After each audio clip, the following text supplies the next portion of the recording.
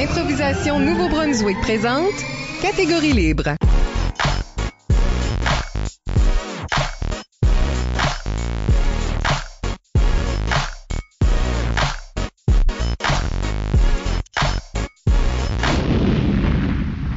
Bienvenue au premier épisode de la 10e saison de Catégorie libre, l'émission qui vise à enregistrer des entretiens avec les improvisateurs et improvisatrices du Nouveau-Brunswick pour faire un survol de leur carrière et de leur démarche artistique, mais aussi débattre les grandes questions qui entourent le jeu de l'improvisation. Au microphone, Michel Albert. À mes côtés, ma co-animatrice Isabelle Gauguin. Allô? Isabelle, 10 ans déjà? Oui.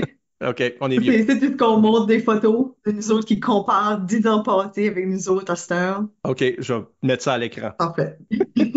Catégorie libre est une production d'improvisation au Nouveau-Brunswick que vous pouvez écouter version podcast sur Apple Podcasts ou Spotify ou en diaporama sur YouTube. Catégorie libre bénéficie du financement du gouvernement du Canada. Notre invité aujourd'hui est Stéphane Bourgouin. En 1985, Stéphane Bourgouin devient cofondateur de la Ligue d'improvisation du Centre universitaire Saint-Louis-Maillet à Edmundston et participe aux coupes universitaires de 1988 à 1990 à titre d'arbitre en chef, soit pour le CUSLM, soit pour la Lécume, puis comme juge de salle jusqu'à 1994. Il sert aussi d'arbitre à plusieurs des premières Gougounes dorées. Puis, long intérim dans lequel il se donne surtout au théâtre communautaire, ce qui deviendrait important à notre discussion, et comme joueur avec la machine du Madawaska, ancêtre de la Ligue d'improvisation du Madawaska et alentours, la Lima, comme par exemple au tournoi Richard Terrien. En 2019, Stéphane se réintègre vraiment au réseau en servant de juge aux Jeux régionaux Madawaska-Victoria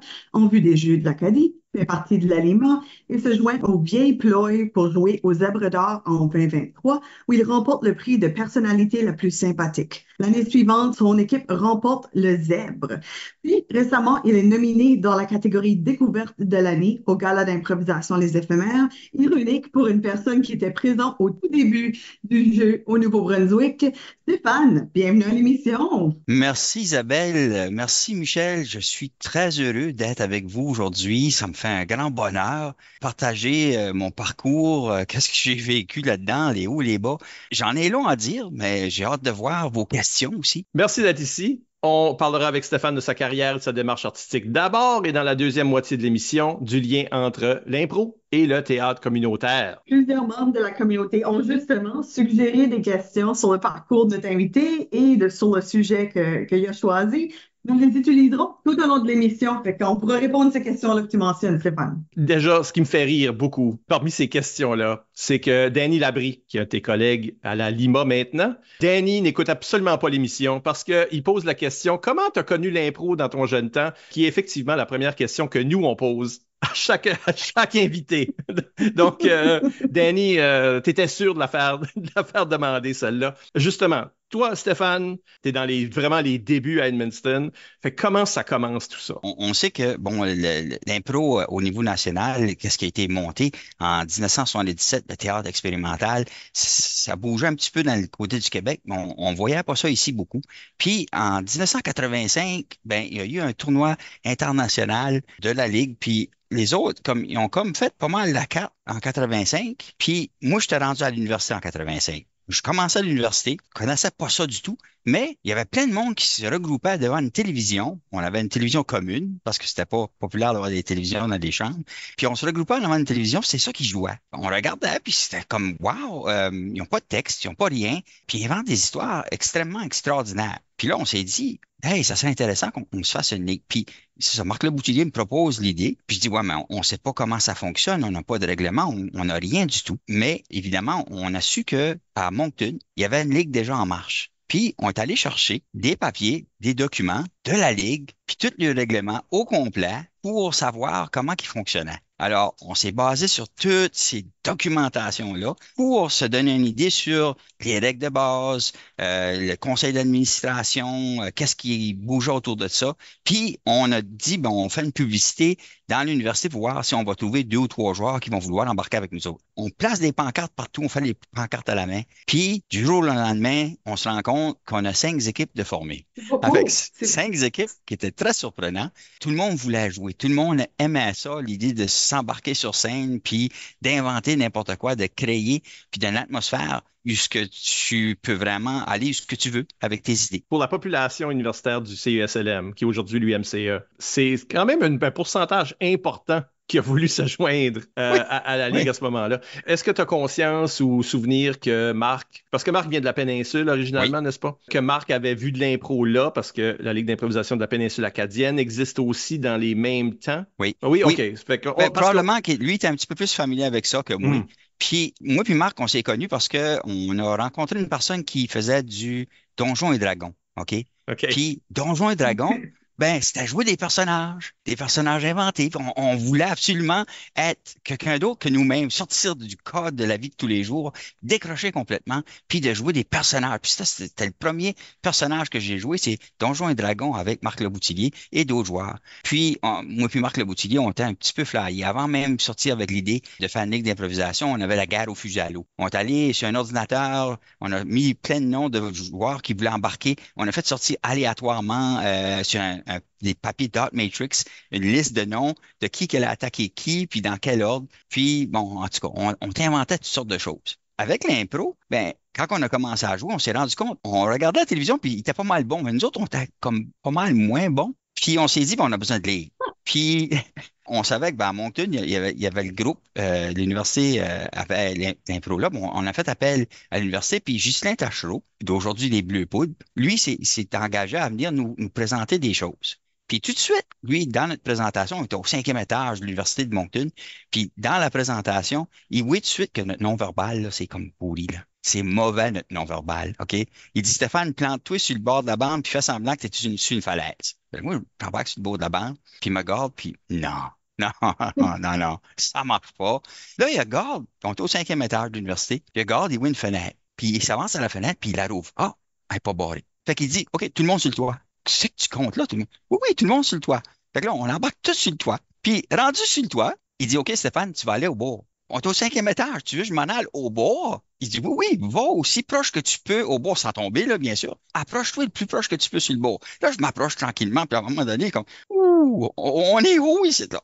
Ouh, ça me tente pas d'être proche de même du bord. Là, il dit, regarde-toi, puis réfléchis à comment ton corps réagit. La lumière s'est allumée. J'ai compris que tu ne peux pas juste faire semblant d'avoir peur. Faut que dans ta tête, pour que ton non-verbal parle, faut que tu vives l'émotion. Faut que tu sois vraiment là, puis que tu ressentes quelque chose pour de vrai, puis le non-verbal, il va suivre. On a rentré dedans, on a continué, puis il nous a montré d'autres notions, d'autres façons d'observer des choses, l'écoute qui était aussi importante, mais c'était un moment pour moi majeur de comprendre beaucoup de choses. C'est intéressant parce que Ghislain Tachereau, c'est quelqu'un tu sais, qui était gros à la radio étudiante à Moncton. Et cette impro-là que les autres jouaient, ils n'ont rien laissé derrière eux. C'est ce qu'on croyait, du moins. Parce qu'ils jouaient, quand ils ont parti de l'université, il n'y avait plus rien. Et il a fallu recommencer à zéro. De là, Puis, Devin, c'est qui a recommencé ça rendu là? Marc Leboutillier. Puis moi, on est arrivé en Puis même toi, temps, OK, on vous a êtes tout arrivés en même décollé temps. ça. Bon. Oui, Mais à quelque part, parce qu'il vous a donné cet atelier-là, finalement, il a laissé quelque chose. Plus que exactement. juste un nom d'une Ouais, personne plus ou moins illustre au Québec maintenant. ouais. Fait ça, je trouve ça super intéressant. Un petit peu de trauma aussi, là. Oui, oui, petit conseil à la maison, ne faites pas ça à la maison, montez sur des toits, puis comme surtout pas des 5 étages, là, ne faites pas ça. Alors, on s'est fait tout simplement un document avec toute notre mission et tout pour s'assurer qu'on suive des règles, puis que ça fonctionne selon ces règles-là pour aller de l'avant avec la Liloma. On voulait quand même se structurer, puis avoir quelque chose de tangible pour dire, bon, OK, nous autres, on est une entité qui existe réellement.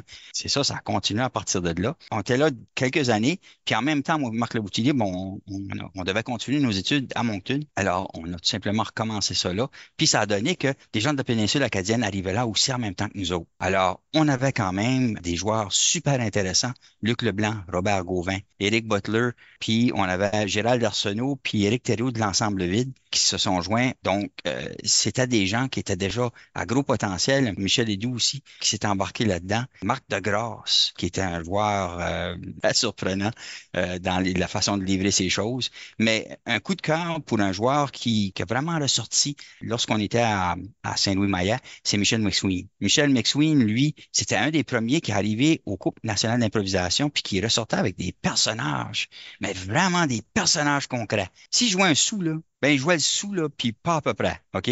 Puis les autres équipes, ils n'aimaient pas le voir embarquer. Ils voulaient se débarrasser de lui, OK? Puis à un moment donné, je me rappelle, Michel Hédoux, il embarque, il fait une femme qui accouche, puis il décède en accouchant. Puis là, Michel McSween, il embarque sur l'aire de jeu, puis là, l'autre, il se précipite en avant pour empêcher le joueur de l'autre équipe, puis il dit, excusez, monsieur, vous pouvez pas rentrer. Il dit, je viens voir ma femme, hein, il se posait d'accoucher. Il dit, vous comprenez pas, monsieur, votre femme, elle était expirée.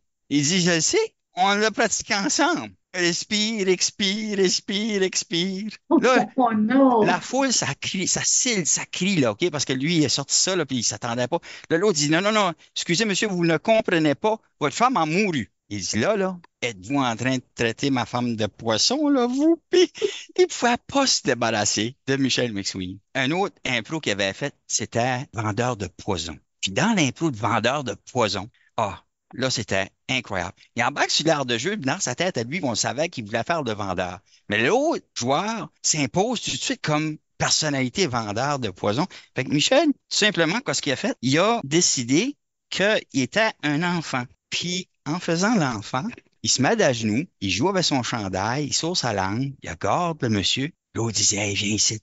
Hein? Viens ici, viens ici. Ah, qu'est-ce qu'il y a? Ben, il dit, y a-tu quelqu'un là dans ton entourage qui te dérange, là, puis tu veux te débarrasser de cette personne-là? Ah, il dit, je sais pas. Oh oui, il y a quelqu'un là qui te dérange, là, que t'aimes pas, là. Il dit, ah, ma petite sœur. OK. Ben là, il rouvre son chandail, là, même, il dit, regarde, moyen de t'en débarrasser. J'ai des poisons. Tu laisses juste une goutte de ça dans son café, il le garde. Elle boit pas de café, ma petite sœur. Ben non, un enfant, ça boit pas de café. La foule, la scie, OK? Ah, il dit, OK, OK. Ben, tu mets juste une goutte de ça dans son jus d'orange ou son lait, puis ça va passer. OK. Fait que là, il pogne le conteneur invisible, puis il part pour s'en aller. Là, l'autre, oh, attends un peu, attends un peu. Ça coûte cher, ça. Tu peux pas, ça coûte de l'argent, tu peux pas t'en aller juste avec ça demain. Faut que tu me payes. Ah, la signe que oui. Il regarde dans sa poche, il met sa main dans sa poche, puis il sort une pièce de monnaie. Bon, on la voit pas, mais il se vire de bord, puis il dit, j'ai 25 cents. Un enfant, évidemment, pas gros d'argent. Ben, il dit, ça fonctionnera pas comme ça, je peux pas te vendre ce poison-là. Il va falloir que tu me la donnes, je vais t'en donner un autre. Elle va prendre plus de temps à mourir, ta sœur, mais ça va fonctionner pareil. Tu mets quelques gouttes de ça dans son café, puis le gars, pas de café, ma sœur. Là, encore la foule, ça scillait. L'impro était constamment comme ça. C'était incroyable de le voir aller. Un ami, Michel McSween, était mon best man à mon mariage. J'ai travaillé avec lui longtemps. Malheureusement, aujourd'hui, il est décédé. On le manque beaucoup dans le monde de l'improvisation.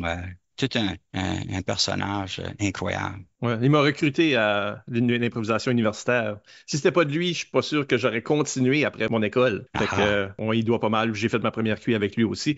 Puis, Oui. j'ai hâte de... Tantôt, on parlera, parce que tu as continué à jouer de l'impro, évidemment. Fait Oui. qu'on parlera de comment le jeu diffère dans ce temps-là d'aujourd'hui, par exemple. Gardez ça pour plus tard. Mais tout de même, on voit déjà que au coupe universitaire, etc., certainement, dans ces exemples-là, le monde jouait rough, là. Ouais, ton joueur vient d'accoucher, il est mort, puis toi, je veux pas que tu sois dans l'impro. Oui, exactement. Écoute. C'était chose commune. On voyait ça. Il n'y avait pas grand pénalité qui se promenait non plus. Là. Puis, Ben, parlons de pénalité parce que moi, je t'ai connu comme arbitre. Oui. J'avais pas conscience que tu étais joueur avant. T'es joueur maintenant, mais dans le temps. Est-ce que tu as commencé comme joueur? Est-ce que tu as vraiment commencé comme arbitre? J'ai commencé comme joueur, sauf que je me trouvais pas bon. OK? Je trouvais tellement les autres autour de moi tellement bons, puis surtout rendu à l'Université de Moncton avec Luc Leblanc, Robert Gauvin, Eric Butler, toute cette gang de monde-là. C'était tellement bon. Puis quand on allait au QI, c'était encore pire parce que on arrivait là, puis sur les autres équipes de la LUI, c'était Jean-Michel Anctil, t'avais François Morancy qui jouait, t'avais Mario Jean. C'était des joueurs incroyables. Puis il y en avait d'autres, je peux pas tous les nommer, là. Mais c'était des joueurs de calibre. Moi, je me trouvais vraiment pas à ce niveau-là. Fait que j'ai dit, OK, je vais faire arbitre. Au moins, je connais les règles, je connais le jeu, je peux arbitrer. C'était quand même bien de vivre l'expérience d'arbitre parce que Puis ça me permettait de participer, de vivre l'expérience quand même. Parce que sinon, si je m'aurais dit, oh, ben là, je suis pas assez bon, je me désiste, j'aurais manqué des super de belles occasions dans ma vie de vivre des choses absolument incroyables. Je veux dire, quand j'ai arbitré, là, j'ai vu des impros merveilleux. J'étais sur le bas de la bande pour que la foule me voie. J'étais crampé de rire, puis je me levais, puis je devais reprendre complètement mon sérieux, puis demander le vote parce que l'impro était extraordinaire. Mais on peut imaginer avec les gens qui étaient là à l'époque, c'était quand même du grand jeu. On avait des gens qui ont percé dans le domaine des arts aujourd'hui qui sont quand même reconnus. Puis une anecdote, 2 années d'affilée pendant que j'étais arbitre sur l'organe, parce qu'on faisait, là, comme on collait les thèmes, puis il y avait quelqu'un qui jouait l'organe comme au piano, là, comme Yvon Ponton le faisait à la LNI. C'était François Pérusse. 2 années d'affilée. Alors, quand même surprenant que ces gens-là étaient là. Je m'en rappelle, François m'avait fait un commentaire. Puis ça a résonné avec moi beaucoup. À un moment donné, on était à une QI, c'était suite à la Polytechnique, à la tuerie de la Polytechnique. Puis l'atmosphère de la Polytechnique était encore là, les gens étaient encore marqués par ça, puis c'était assez lourd. Mais on essayait de décrocher, puis on essayait de s'éloigner de toutes ces pensées-là, puis jouer pareil. Puis malheureusement, il y a un joueur d'une équipe, je pense que c'était Trois-Rivières, il embarque sur l'aire de jeu, puis il joue un personnage, mais il dit qu'il haït les femmes. Je vais te corriger puis te dire que c'était l'équipe hôtesse, c'est-à-dire la l'UQAM. Parce que c'était le match avec Edmundston, moi, McSween, etc. OK, voilà. C'est McSween qui est dans l'arène et l'autre dit qu'il a tué un autobus plein de gens. Mais c'est un joueur anciennement de Trois-Rivières, donc t'es pas complètement dans le champ. OK, d'accord. Je m'en souviens bien parce que c'était ma première cuite, t'imagines. Ouais. Tu peux imaginer la réaction de la foule à cette époque-là. Ce joueur-là, il n'a pas réussi par la suite à gagner un impro, je pense. Je m'en rappelle, François Pérusse, après le match avait terminé, il vient me voir. Il me dit, Stéphane, moi, ma plus grande phobie, c'est faire de l'humour qui va blesser, il va faire de la peine à quelqu'un. Contraire à Mike Ward, là. Ouais. On parle d'autre chose. Mais François Pérusse, si tu écoutes son humour, ben, c'est un, tu sais, il va faire des jeux de mots, il va faire de quoi vraiment banal, terre à terre. Il attaque personne, pas directement. C'est comme, c'est vraiment de l'humour facile, ben pas facile, mais douce envers qui que ce soit. Puis j'admire ça. Je trouve que c'est vraiment bien de penser de même, de voir qu'on peut faire ça. C'est pas nécessaire de rire de quelqu'un pour être drôle, mais au contraire, on peut faire plein d'humour. Puis il a fait sa carrière là-dedans, lui. Les gens l'aiment. Puis il n'a pas eu besoin de s'attaquer à personne. Ben, j'imagine la question reste quand même que quelqu'un ici pose, là, puis je peux pas capable de trouver son nom. Ah, c'est Danny Labrie de nouveau. Là, tu as arbitré pendant ces années-là. Oui. Tu es revenu au jeu par après. As-tu une véritable préférence? Je préfère de loin jouer. Beaucoup plus. Okay. Ouais, parce que être sur scène, c'est quelque chose. C'est un sentiment que tu fais une performance, mais étant arbitre en chef, tu as un seul rôle. Ton rôle ne varie pas. Il est constant. À un moment donné, j'ai essayé d'amener une variance à mon rôle. Je m'en rappelle une QI. J'avais appris un accent marseillais de la France. Juste pour le trip. OK. J'ai arbitré un match au complet avec un accent marseillais. T'as-tu passé? Le match d'après, j'ai repris mon accent normal, puis ils ont dit, hein, qu'est-ce qui arrive à son accent? Je sais pas. Déjà là, ça me travaillait. C'était pas assez de juste jouer un rôle. Je voulais varier. Ma créativité faisait en sorte que je voulais apporter d'autres choses au jeu. Tu retournerais à l'arbitrage aujourd'hui? Ouais, je pourrais peut-être en faire pareil. Je l'ai fait un petit peu là, tu sais, à l'occasion, mais c'est plus ma passion. Je l'ai fait parce que, comme je dis au départ, je me sentais comme pas à la hauteur des joueurs qui jouaient à cette époque-là. Fait que je les accote pas. C'est pas moi qui va percer dans le domaine comme eux autres. C'est pour ça que j'avais appris comme un rôle qui était plus stable. Ça a changé? Ça a changé. Maintenant, tu es à la hauteur, c'est ça que tu veux dire? C'est parce que j'ai quand même appris des choses qui ont augmenté ma confiance. Puis ça, c'est le théâtre. Théâtre communautaire qui m'a apporté ça. Ça va nous nourrir pour la deuxième partie, évidemment. Oui. Une des choses que nos auditeurs vont sûrement vouloir savoir, parce que beaucoup de gens dans notre temps, c'était rien, ça n'existait pas quand on était plus jeune, mais la Gougoune dorée, les tournois secondaires, avant que l'université de Moncton comme telle, le peloton dans lequel moi je faisais partie, commence à s'en occuper au mi-temps des années 90, il y a quand même eu 4-5 Gougounes, là, où ce que l'implication adulte était très variable. Mais toi, tu as arbitré dans ces premières Gougounes-là. Et je suis sûr que les gens voudraient savoir comment est-ce que c'était, les débuts de ce tournoi secondaire-là. Ben, qu'est-ce que je me rappelle, parce que ça fait quand même assez longtemps. Ouais. On avait beaucoup d'expérience avec les QI, avec l'université. On amenait quand même un bon bagage d'éléments pour au moins avoir une belle présentation. J'ai l'impression que on voulait quand même donner la chance aux jeunes de prendre leur place, d'aimer le jeu. On voulait pas être trop rude ou trop à cheval sur tous les règlements de façon très pointue. Si l'impro était bonne, ben, c'était pas nécessaire de donner une pénalité. Si la foule était OK, ah, on a aimé ça, même s'il y avait une petite affaire technique, là, pas le style Stéphane Raymond, il a cassé sa mine de crayon au début de l'impro, puis à la fin de l'impro, il arrive puis il écrit avec. Là, puis il y a une pénalité pour manque d'écoute envers lui-même. Tu sais, c'est comme ça. Puis même ça sonne très raisonnable pour Stéphane. Oui, mais c'était le genre de pénalité que lui donnait. Puis Mhm. moi, je me sentais pas dans la nécessité de taper les jeunes si on va livrer une belle histoire, si on va parler fort. S'ils parlaient pas fort, au moment que ça mormonne ou si on doit la foule, oh là, par exemple, là, OK. On arrête l'impro, on replace le monde, on leur dit parler plus fort. On faisait ça. Ça, c'était. Qu'on fait aujourd'hui, fait que il y a des constantes. Ben, c'est ça, après, là, tu finis tes études. Dans quoi tu as étudié? Parce que j'imagine que c'était pas en théâtre. Non, pas du tout. J'ai étudié en psychologie. Oh, moi aussi. Oui, OK. Ben, c'est bien, on a quelque chose en commun. C'est commun en impro. Ouais, j'imagine qu'il y a des choses qui nous interpellent, peut-être à ce niveau-là, à comprendre l'être humain un petit peu plus, le pourquoi de la folie, de la créativité. Il y a sûrement quelque chose là-dedans. Fait que tu finis tes études. Toi, tu reviens en région, tu retournes au Madawaska. Oui, je retourne au Madawaska, puis là, ben évidemment, on a notre ligue de Madawaska. En quelque part, j'ai allé ça, là. Mais en tout cas, Oui, d'ailleurs, si vous regardez la version diaporama, Stéphane m'a envoyé plein de ouais, cette documentation. Toi, tu as tout gardé vraiment en archive, là. j'étais fanatique, là, moi, à l'époque, là, quand on a gagné la QI, là, moi, j'étais vraiment fier de ça, là. Tu sais, c'est comme, j'ai cadré ça, là, j'ai gardé le poster original que j'ai pris là-bas, puis j'ai pas voulu laisser ça aller, puis j'ai mis comme tous nos découpages de journaux de qu'est-ce qu'on avait fait. C'est la première fois qu'on gagnait quoi de significatif hors Québec ou à l'est du Canada. Puis j'étais vraiment fier de ça. Puis mon nom n'est pas sur la Coupe nationale d'improvisation parce que j'étais arbitre. Fait Been que Il y there. a quand même une fierté. Non, quand même, c'est ton école, right? ouais. C'est tes amis qui sont dans ce groupe-là, etc. Fait que combien de temps ça prend avant que tu recommences à jouer de l'impro?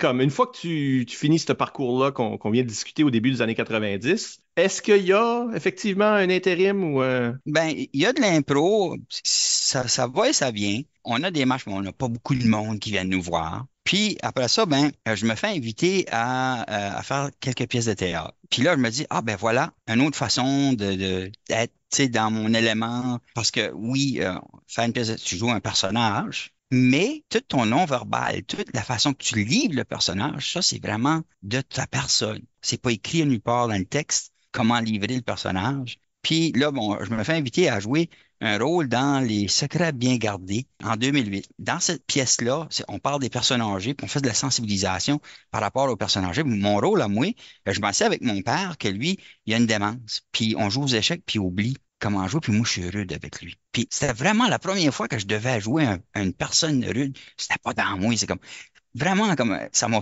poussé à me dépasser, puis de découvrir que oh, j'étais capable d'être rude, puis pas avoir peur de jouer le personnage devant la foule parce que je savais que quand tu joues un méchant là, ben, le monde t'aime pas nécessairement la Ouais. foule. Tu sais, je devais être rude avec l'autre acteur qui jouait mon père. On jouait aux échecs, puis je me frustrais à chaque fois qu'il se mêlait, puis je jouais mes pions plutôt que les siens, puis là je perdais patience, puis je disais là, OK, je m'en vais, puis en tout cas. C'était ma première pièce que j'ai faite. À cette époque-là, les Brillons masqués n'existaient pas. qui est la troupe dans laquelle tu œuvres maintenant? Oui, puis dans laquelle je suis aussi le président du conseil d'administration. Depuis 2 ans, c'est ça, j'ai pris le rôle de président. Et puis, évidemment, bon, il y a d'autres pièces qui suivent. Puis, en faisant les autres pièces, bon, c'est sûr que là, on découvre des choses intéressantes, mais ça, je sais pas si on est rendu Oui, à la on en deuxième parlera partie. dans la deuxième partie, évidemment, mais c'est pour montrer que même quand on prend un break, même si on joue pas souvent ou tout ça, en faisant d'autres choses, en vivant, en ayant des expériences, on accumule du bagage qu'on peut amener en impro avec nous autres après, qu'éventuellement, tout ça, tu pourras mettre à profit dans l'arène d'impro. C'est quand même drôle que tu avais de la difficulté à jouer un méchant quand tu avais été arbitre si longtemps. Surprenant, c'est. Parce que pour beaucoup de monde, t'es le méchant, mais aussi à Edmundston, il y a deux arbitres. Stéphane Bourgouin, Stéphane Raymond. Stéphane Raymond, c'est le méchant. Moi, j'étais le bon arbitre. C'est ça. Fait qu'il y avait comme un arbitre gentil, si on veut. Exactement. Ça a toujours été ça. Qu'est-ce qui est la machine? Parce que si on ramène l'impro à un moment donné, c'est comme l'ancêtre de la Lima, dans le fond? Oui, ben c'était tous les anciens joueurs qui voulaient reprendre un peu la capacité de remonter sur scène puis jouer de l'impro encore. On avait tout ça dans le cœur. Puis la machine du Madawaska, on s'est dit, oui, faisons ça, embarquons-nous. On est suffisamment de personnes pour livrer un spectacle. On n'avait pas bien choisi nos endroits pour jouer. Au Dooley's, à l'époque, on avait installé l'arène, c'était un bar. Puis dans un bar, c'est comme t'as une table de poule à côté, puis ils se mettent à jouer de la table de poule pendant que tu joues, puis là, les boules font ensemble, puis toi, tu essaies de parler par-dessus les autres qui jasent, puis ils boivent la bière. C'est drôle. C'est dur de livrer un spectacle dans ce temps-là. Une table de poule dans le bar que tu joues de l'impro est tellement un classique de l'impro. Je sais que la majorité du monde a eu cette... Avant qu'on jouait vraiment dans des salles de spectacle, je trouve qu'il y a une pleine génération d'improvisateurs, que c'est comme des tables de poule, là. Ouais. Ils ont rempiré une année, ils ont ajouté une table de foosball à l'université. Ça, c'est le pire de pire. Oh my. Ouais. On allait voler la ça boule. va pas bien. Fait que la machine jouait un peu comme dans ces environnements-là. Et puis là, on a renoué, si on veut. Je n'avais pas vu, ça faisait très longtemps, mais quand on a commencé ces tournois-là, le Richard Terrien, le nom étant hommage à une personne qui avait développé les arts et, entre autres, l'improvisation à l'université à Edmundston, qui avait décédé dans les temps récents, à ce moment-là, au début des années 2000. Bon, la machine est là. Toi, t'es là.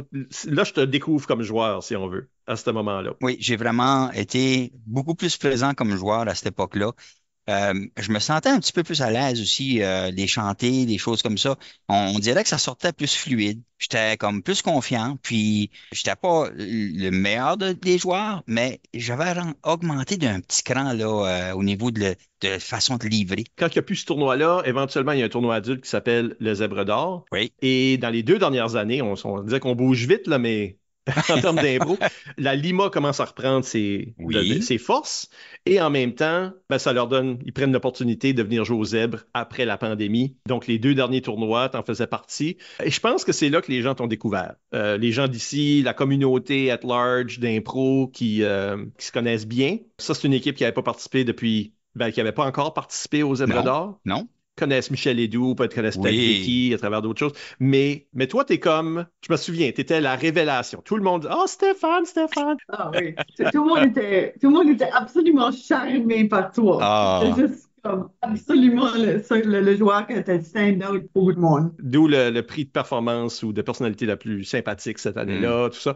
Et il y a plusieurs questions à ce niveau. OK. Parce que si je prends Claude Allard qui dit, tu donnes toujours une vibe optimiste quand tu entres. Stéphane prend un pas et tu peux dire que ce gars-là est de bonne humeur. Je me demande si tu as développé ça consciemment ou si ça a toujours été ton approche au jeu. Semblablement, Basse Lévesque qui demande t'as l'air d'avoir tellement de plaisir à jouer, comment tu restes toujours si enjoué? Oui, quand j'embarque sur l'art de jeu, pour moi, aujourd'hui, dans ma tête, j'embarque complètement d'un autre monde. Comme je me rappelle quand j'ai commencé à jouer à D&D les premières fois, le sentiment que j'avais dans moi, là, que j'étais un autre personnage, quelqu'un d'autre complètement, là, j'embarque dans ce monde-là. Puis moi, si quelqu'un dit, il y a une porte là, dans ma tête, il y a la porte là, mais je jouais pas juste la porte, je jouais plein d'aspects de la porte. Jouer les détails de la chambre, des choses se colorent puis prennent vie autour de moi. Puis c'est comme magique. Dans ma tête, ça a devenu ça pour une raison quelconque. Je suis pas sûr. Peut-être que mon envie de créativité m'a apporté à mon cerveau à réfléchir de façon spontanée de cette façon-là. Puis c'est comme si que pour moi, c'est plus facile d'accepter quoi que ce soit. Quelqu'un me lance de quoi qui sort du champ de gauche. Ben oui, c'est ça. C'est vrai. Pour moi, c'est correct. Je suis comme vraiment à l'aise avec quoi que ce soit qu'on m'apporte. À cause, je me fais pas d'attente. Je me dis, parce que ce monde-là, je le connais pas, je le découvre.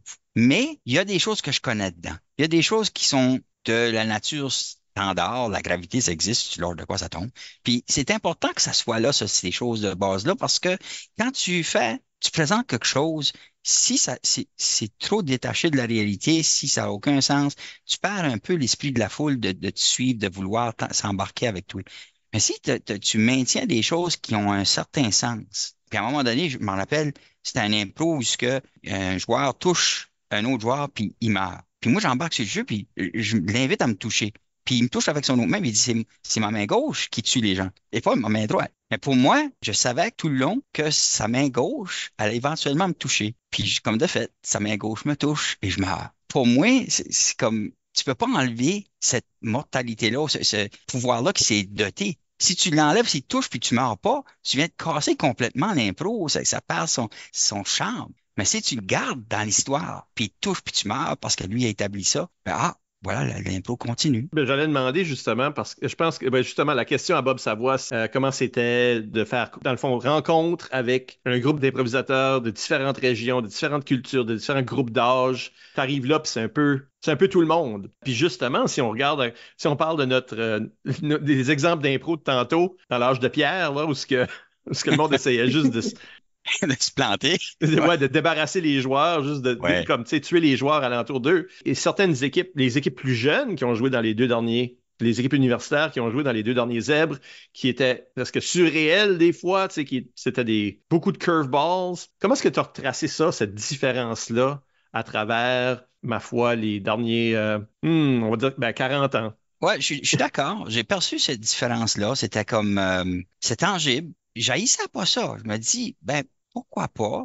Toutes les choses évoluent, toutes les choses changent. Il faut suivre la vague. Puis moi, je suis quelqu'un, à un moment donné, quelqu'un dans mon entourage de l'impro avait dit, casse pas son buzz. Casse pas son buzz, ça voulait dire que si lui, là, il est tout énergisé, il a du plaisir, il est dedans, ben, tu sais qu'il va faire un bon spectacle. Il va rendre ça agréable pour les spectateurs. La foule va le suivre parce que il est dedans. Puis je crois beaucoup à ça, de pas casser le buzz de l'autre. Puis si tu veux pas casser son buzz, ben, faut quasiment comme t'embarques avec ce qu'il amène, puis tu le soulèves. Tu lui dis, OK, oui, puis en plus, parce que tu valides son sentiment, puis tu lui donnes d'espace. Ça aussi, c'est quelque chose que j'ai remarqué qui est important des artistes que j'ai rencontrés au Salon du Livre. Je leur posais la question, quand tu es sur scène, quand tu travailles avec d'autres personnes, c'est quoi la chose la plus importante? Puis ils m'ont toujours dit, c'est d'être généreux, de vraiment donner, faire de l'écoute, prendre le temps de réagir, mais de donner de la place à l'autre. Puis, j'ai pas toujours été fidèle là-dessus, là. Moi, j'ai tendance à couper la parole une fois de temps en temps, mais donner de la place à l'autre, parler à son tour, puis de dire tout ce il veut. Puis, ça limite les impros avec de la confusion. Tu sais, quand tu fais ça, ben, tu donnes vraiment une continuité à l'histoire. Puis, si tu as écouté, puis tu l'as fait de façon consciente, puis encore, je fais le lien avec le théâtre, là. Quand tu as du texte à dire, puis c'est pas à ton tour, ben, juste être planté là puis rien faire, ça vaut pas grand-chose. Ton non-verbal, il faut qu'il suive l'histoire puis il réagisse. Si quelqu'un dit de quoi, là, puis il l'a tué, ben, tu sais, t'as du non-verbal. T'attends pas juste le tour de ton texte puis dis, OK, mon texte, c'est là, je dis ça, là. Non. Il a dit quoi de significatif? Puis pour créer l'ambiance totale puis embarquer la foule dans l'histoire, même si t'as pas de texte, ton non-verbal, il compte. Et ça, c'est quelque chose que tu amènes beaucoup en impro aussi, n'est-ce pas? Je pense Oui. que quand le monde dit qu'il y a une vibe, c'est qu'on le voit dans ton corps en entier, non? Oui, puis quand je dis soulever l'autre qui parle, ben c'est justement être à l'écoute puis réagir à ce qu'il dit. Juste planter là, puis attendre que ça c'est mon tour, puis je dise de quoi de plus intelligent que lui, c'est pas ça. Pour moi, c'est pas ça. Pour moi, c'est vraiment, on fait partie de l'histoire ensemble, puis on veut présenter quoi de bon, mais pour que ça soit crédible, ben moi, il faut que j'embarque dans son histoire aussi, puis il faut que j'y montre que je suis lié à lui, puis en réagissant à ce qu'il dit, ben ça soulève ce que lui amène aussi. Pour moi, je trouve ça bon de faire ça. Aussi dans l'arène, je pense qu'à cause que tu as cette attitude-là de proposer quelque chose, OK, oui, j'accepte ça que tu dis comme activement, puis genre, j'intègre ça à ça, pour moi, je vais faire comme ça, c'est une générosité, une sympathique que les joueurs sortent de ces impros-là, puis se sentent bien, mais se sentent valorisés par cette impro-là. Je pense que ça donne cette belle impression-là que beaucoup de monde a retenu après avoir joué avec toi. Une expérience thérapeutique avec Stéphane Bourgoin. Ça se peut-tu? Peut-être. Peut-être ma psychologie, je sais pas. Plus conscience du mieux-être des autres, peut-être?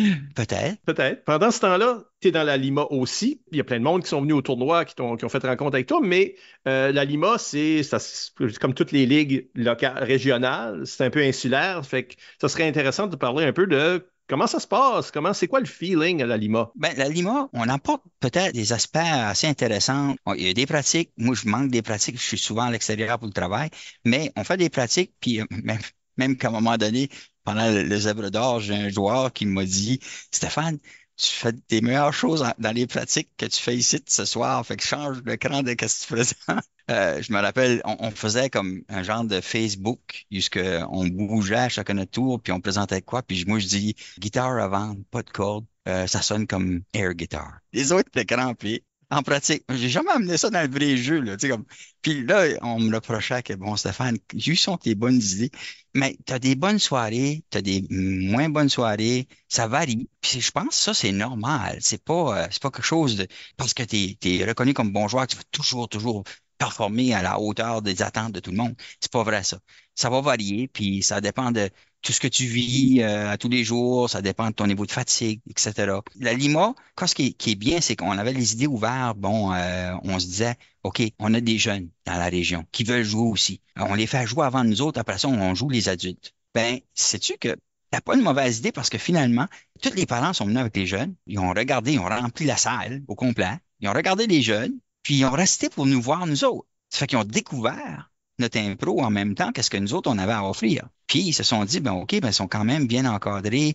Certains des autres sont des coachs. Ils les amènent ailleurs. Ils font... Déjà là, ça l'a comme réveillé à certaines personnes qui, tu sais, qui se disaient, ben là, l'impro, pas si fort que ça. Ben non, en fait, il y a quand même un bon gabarit de joueurs dans la région qui réussissent à se livrer de façon attirante, agréable, que tu veux revenir, tu veux revoir. Puis, ça fait partie de notre succès. Je pense les petites idées de même qu'on a apportées a fait en sorte que... Puis, l'idée que, tu sais, on t'est appris à laisser de la place aux jeunes. On voulait pas garder de la place toute pour nous autres. Puis, en bout de ligne, ça a été bénéfique. Je pense que ça crée un beau cheminement entre la jeunesse et les joueurs futurs de la Ligue aussi, tu sais. Oui. Ils jouent peut-être pendant qu'ils sont jeunes ou peut-être viennent voir ou jouent avant les matchs, puis éventuellement, ils ont un attachement avec la Ligue, fait qu'ils veulent jouer là plus tard quand ils sont adultes dans la région, tu sais. Exactement. C'est du recrutement? Chapeau à Michel Ledoux, pierre angulaire de grande l'impro dans plusieurs sens. Pour moi, Michel Ledoux, lui, il a fait des choses extraordinaires pour l'impro. Dans les écoles, il a toujours contribué beaucoup. À l'extérieur aussi, il a toujours été un bon joueur dans les impros qu'il faisait. Il jouait des bonnes impros. Il a été quand même vraiment inspirant pour, tu sais, vouloir... Moi, quand il s'avançait à moi puis il dit, Stéphane, ça te tente-tu, on essaie tout ça, juste pour le trip? Ben, tout de suite, moi, oui, parce que c'était Michel Ledoux. Il était capable d'amener cette atmosphère d'agréable de jouer, qu'il n'était pas stressant, il n'était pas une personne qui est facile à être alentour. Il y a une belle conversation. Puis pour moi, m'attirer dans ce monde-là, grâce à lui, je pense que c'est un gros morceau. Il y a une question pour vous de Michel que j'appellerais la question niaiseuse de la soirée. Elle nous vient d'Alexandre Hébert, qui a passé un certain temps au Madawaska. Il demande, est-ce que ça prend une bonne flexibilité cervicale pour jouer avec Michel? Et d'où? Ça coûte combien de physio par année, mettons? Ça, évidemment, c'est pire quand tu es plus proche de lui. Parce que plus que tu es proche, plus qu'il faut te garder. Si tu te recules un peu, ça aide. Regarde, on est ici pour les hacks. Jouer devant une grande de loin. Mais tout le monde est tout le temps loin de moi, je comprends pas. Ou que tu grimpes sur la bande. Puis là, ben, je te donne C'est ça. ouais, Tu peux au moins le regarder dans le menton. oui, voilà. Et ça nous amène comme à aujourd'hui, évidemment, dans la conversation. Peut-être la question à Isabelle Godin ici, de comment tu vois l'avenir de l'impro dans le Nord-Ouest? Ben, je vais dire que qu'est-ce que Michel fait, Michel Ledoux, il continue à apporter ça. Il a attiré des gens qui sont comme très motivés de jouer. Il y a des joueurs qui reviennent dans la région qui vont s'ajouter aussi aux joueurs qu'on a présentement. Puis, je pense que tout de suite, il y a un intérêt, il y a un bon momentum. On réussit à avoir des gens qui viennent nous voir à nos spectacles. Puis, on a une belle salle, la petite église, le son est excellent là. Jouer dans cette salle-là, c'est pas compliqué parce que ta voix porte facilement, on nous entend bien. Il y a beaucoup de plus à se retrouver là. Dave Lévesque, qui lui s'occupe des choses aussi, nous donne un très bon coup de main. Puis ne pas avoir à jouer dans un bar à ras, une table de poule, hey, ça crée du potentiel, ça là. Regarde, moi, je vais faire un impro-théâtre. Est-ce qu'il y a juste des tables de poule partout? Ben, moi, j'ai eu un rêve. À un moment donné, j'avais eu un cauchemar d'avant-cuit, genre, où il fallait jouer de l'impro en dessous d'une table de poule. C'est là que se passait le jeu. Fait que sûrement, c'était inspiré de ces Oui. événements-là. Bon, ben, on est rendu à nos questions éclairs. Quand on dit éclair, ça veut dire qu'on répond brièvement, mais OK. ça, c'est pas vrai de tous les invités. Non, OK. C'est même rare, je dirais. C'est même rare. Mais fait que les questions qui nous ont été envoyées de part et d'autre sur nos médias sociaux par rapport à ta carrière et démarche artistique. Isabelle, tu veux bien nous lancer? Oui, bon, on a une question de Mathieu Bossé. Étant capable de tout faire dans une arène d'impro, il y a une certaine catégorie ou situation que t'aimes moins que d'autres. La rimer. Pourtant, t'as la parole facile. Je vais faire une chantée, puis je vais rimer, puis j'aurai pas de trouble. Ça sort en rime tout seul. Mais je vais faire une rimée, puis je me dis, ben, je vais rallonger mon texte pour rimer seulement à la fin, puis j'ai oublié de rimer. Des fois, quand on y pense trop, C'est ça ça. part. Question de Edith Morin, qui jouait pour les Favorites la première année au ZEB où tu as participé. Apparemment, tu sais ça déjà. Il sait qu'il est le favorite des Favorites. Est-ce que les Favorites sont tes favorites?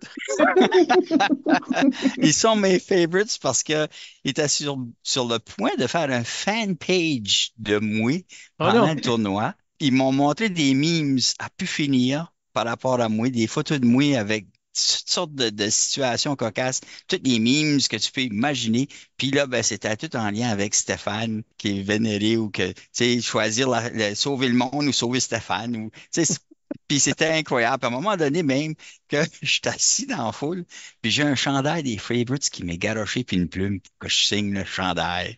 C'est comme, ils m'ont fait sentir comme un star. Oui, ils sont mes Favorites. Entre équipes du Nord-Ouest, hein, faut s'appuyer.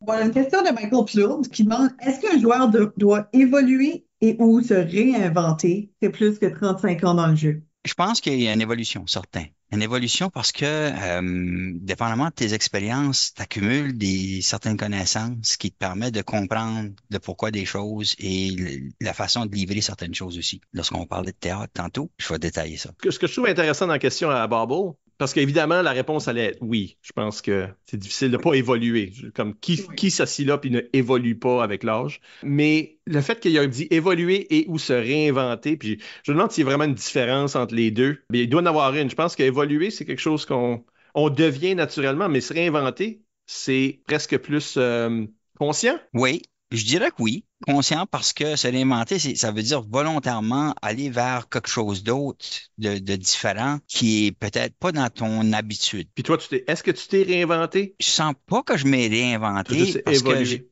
j'ai juste évolué parce que moi, je jouais des personnages quand je jouais à D&D, là. Donjons et Dragons, là, je vois déjà des personnages. Puis, Des personnages gentils. oui, parce que on arrivait à une salle qui était une porte fermée, ben moi, j'écoutais à la porte pour voir qu'est-ce qui se passait de l'autre côté parce que j'avais peur qu'il allait arriver quoi. Puis mon ami à côté de moi, ben lui, il arrive puis il défonce la porte. OK? Ben en défonçant la porte, il y a 40 soldats là, de bord. Puis on était obligés de courir comme des malades pour se sauver. Parce que lui, il était moins gentil que moi.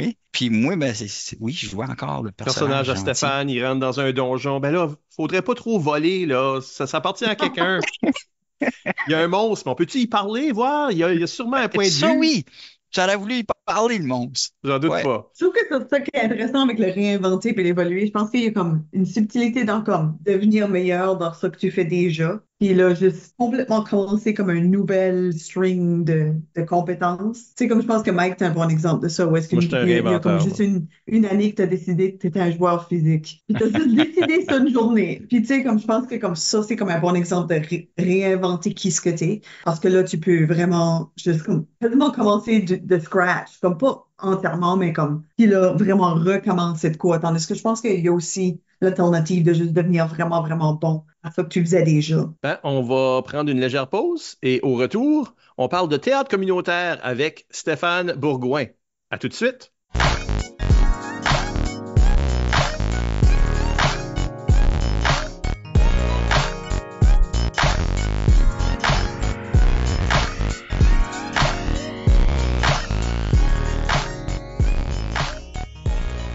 On est de retour. Michel Albert toujours au microphone avec Isabelle Gauguin Allô? et Stéphane Bourgouin.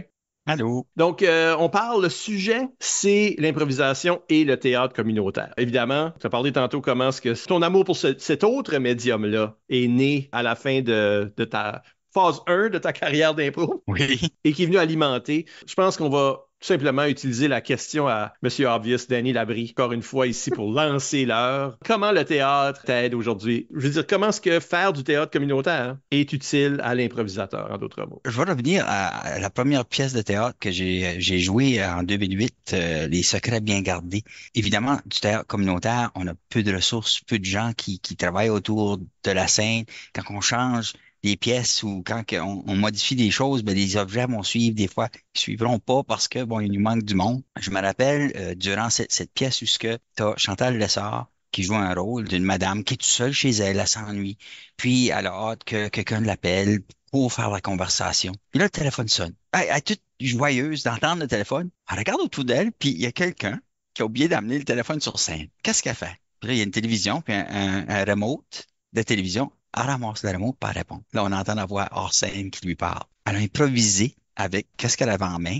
Donc, ça l'a pas empêché de livrer quand même son personnage, puis de continuer la pièce. Ça a juste changé l'époque. Oui. Tout d'un coup, Oui, le type de téléphone n'était plus le même. Mais pour la foule qui écoutait, c'était pas tellement séparé de qu'est-ce qui était la réalité. Ça ressemblait à ça, les téléphones qu'on utilisait durant la pièce. Fait que ça a passé. Il n'y a personne qui s'est rendu compte qu'elle n'a pas répondu au téléphone. Elle a répondu par parler, par fait sa conversation. Mais nous autres, après, on était crampés de rire.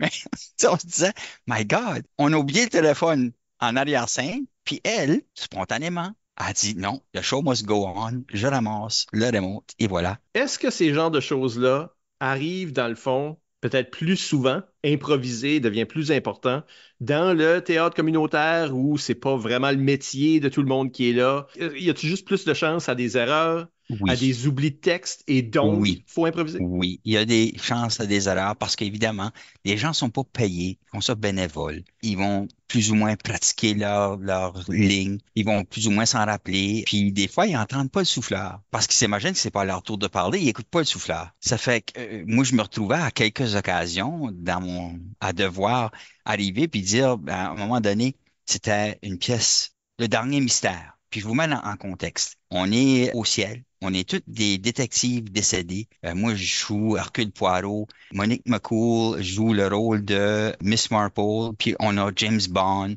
On a Fantomas. Puis on essaie de figurer qu'est-ce qui se passe avec un meurtre qui arrive au ciel. Toute une affaire cocasse comme pièce, là.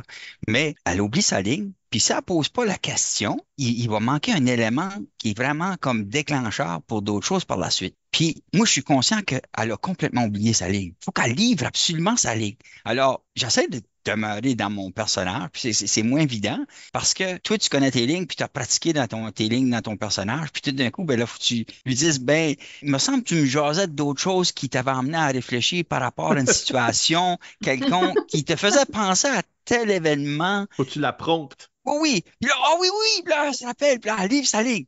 Puis heureusement malgré ces moments-là, on réussit quand même à se débrouiller. Puis c'est sûr que on fait 3 représentations. On faisait 3 représentations le vendredi soir, le samedi soir, puis le dimanche après-midi. Puis c'était jamais pareil. Il y a toujours quelqu'un qui oubliait quelque chose en quelque part, mais on improvisait pour continuer. Puis on se disait, c'est pas grave parce que la foule, les autres, ne connaissent pas l'histoire. Ils ne savent pas c'est quoi ce qu'il y a là-dedans. Mais quand c'est une question clé qu'il faut que tu poses parce que sinon l'intrigue est manquée, ben, on peut pas passer par-dessus puis continuer, là. Non. Faut déclencher cette question-là puis faire réagir la personne. Je me demande si l'élément impro dans ces contextes-là, c'est l'audace. Comme c'est l'audace de faire, moi, je vais m'en occuper. C'est comme, ben, faudra Oui. faire ça. Parce que ça serait autant facile de faire comme le téléphone n'est pas sur scène, puis là, de juste faire, je sais pas Ouais. quoi faire d'ici, j'ai pas ça que j'ai besoin. On va casser la scène, puis il faudrait dire, ben, j'ai pas de téléphone, on peut pas continuer. Comme, tu sais, comme ça serait facile de faire ça, mais que de faire le choix qui est un peu plus audacieux, de faire, ben, moi, je vais continuer, puis faire un choix. Juste faire un choix que personne a approuvé, que personne n'a choisi de faire. C'est juste un choix de les facteurs que j'ai devant moi pour que je fasse une décision split second. Puis je me demande si c'est cet ingrédient-là que l'improvisateur a. Puis c'est le souci de garder l'ambiance de la foule qui te regarde pour pas que ça casse l'histoire. Parce que, tu sais, t'as captivé leur attention, tu veux qu'ils demeurent captivés. Ça fait que tu veux pas que, parce qu'il y a quelque chose qui manque ou tu veux pas que ça devienne de quoi qui casse l'ambiance. Puis je pense que consciemment, tu te dis, ben là, oui, j'ai pas de texte là-dessus, mais je vais quand même, je vais livrer de quoi pareil. Je vais sortir quelque chose qui va la souvenir. OK, oui, j'ai ça à dire. OK, je me rappelle, là. Puis elle le dit, puis ça continue. Est-ce qu'il y a beaucoup d'improvisateurs dans votre troupe ou t'es comme le seul? Je peux dire que Doris Roy, Ah, Doris. oui, Doris a fait de l'impro, puis elle a fait partie des Bréons masqués. Mais à part de ça, les autres personnes, c'est des gens qui ne toucheraient pas à l'impro, mais ils se débrouillent quand même assez bien. Ils comprennent le concept. C'est sûr que tu pognes des. Si maintenant il commençait à jouer de l'impro, il y aurait déjà un petit Ouais, fond, là. Il un serait petit pas. fond, un petit quelque chose pour décoller avec. Puis, dans le cas de Danny Labrie qui a fait des musicals, ben lui, ben c'est ça, il a été sur scène, il a joué des personnages, il a chanté, fait que faire des chantés, c'est facile pour lui. Il y a des atouts qui font en sorte que pour certains aussi, il est une découverte de l'année parce que on a été surpris de qu'est-ce que lui pouvait apporter au jeu, puis on l'avait pas vu tant que ça avant là non plus. Fait que un joueur très intéressant, très agréable à jouer avec. Une question que je me pose, c'est pour avoir vu du théâtre communautaire, participer à un peu de théâtre communautaire, théâtre universitaire, c'est-à-dire amateur, qui n'est pas dans le même genre, si on veut. Est-ce que vous jouez toujours des pièces? Je regardais ton CV, puis 12 Angry Men est là-dedans. Tu sais, là, il y a des pièces qu'on reconnaît. Du Molière, on a fait Auberge des morts subites, oui, puis vraiment une grande variété de pièces. Mais est-ce qu'il y a des textes que vous avez écrits vous autres mêmes, que vous êtes en train de un peu créer sur scène des fois?